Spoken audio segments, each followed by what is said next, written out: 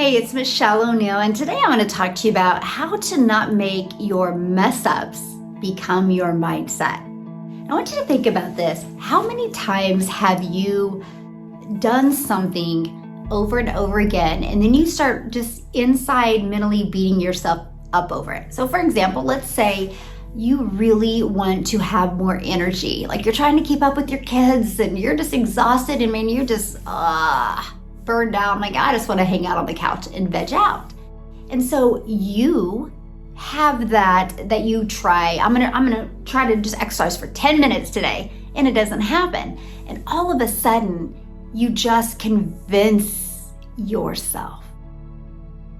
I mean, I did have a bad day at work, so we can work out tomorrow. Or, oh man, the kids are just like so needy tonight.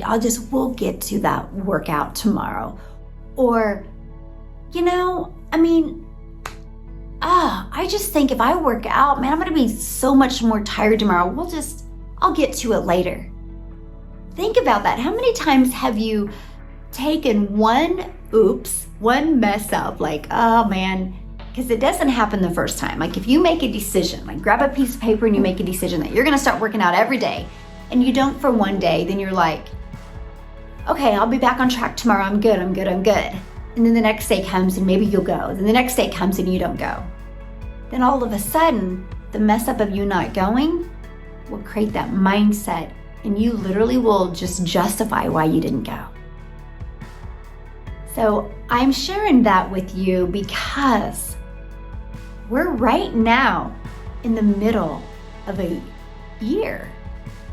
So go back and think about what you wanted at the beginning of 2021. What were some of the goals that you had set?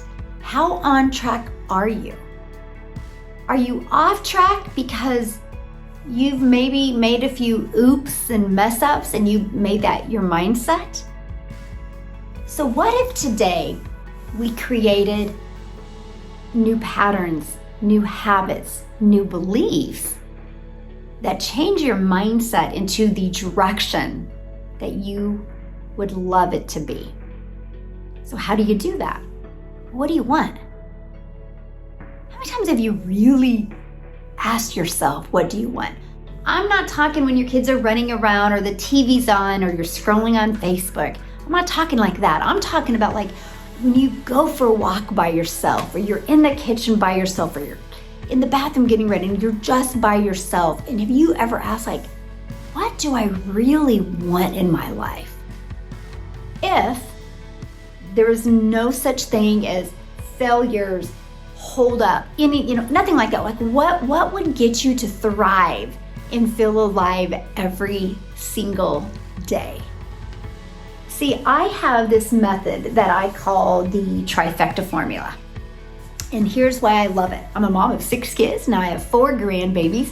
But one thing that was so important to me before I became a mom, or when I was becoming a mom, is I want to be the best mom I could be. I want to be the best role model I could be. I want my kids to see me have energy and thrive every day. I don't want them to see me on the couch watching TV, eating comfort foods, because I can't enjoy life. Like, I want them to see me thriving and enjoying life and realize we have one life and we can't take it for granted. But I learned like there's some areas that I had old patterns and beliefs that I couldn't get out of. So I learned in my Trifecta Formula that I've created is that you have to discover like what's holding you back. Like what are those old patterns and beliefs that you keep on telling yourself that you've made like into a mess up that's made your mindset? And then how do we develop new patterns, new beliefs? How do we create more time in our day so we can feel more alive, so we can get everything done and still have time for you, us time, we time, me time, and kids time, your family time. And then design the blueprint of your life. I did this. It's been over a decade and a half ago that I really started implementing this. And what I love about the design is I did design that blueprint, which was really hard, really awkward, really strange, because we're just so programmed and we're just so complacent in our life. So me thinking that that was possible, I wouldn't write it down. I kept small. But here's the thing.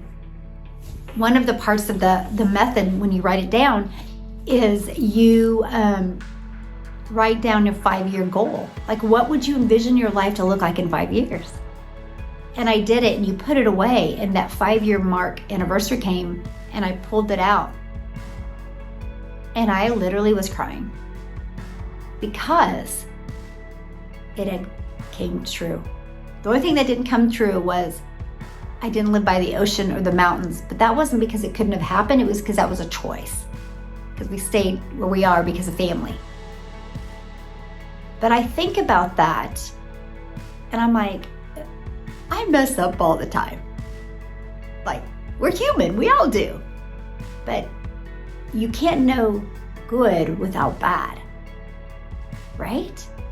So I was reading that going, my gosh, I'm so glad I didn't take all of my mess ups, my adversity, and make that my mindset.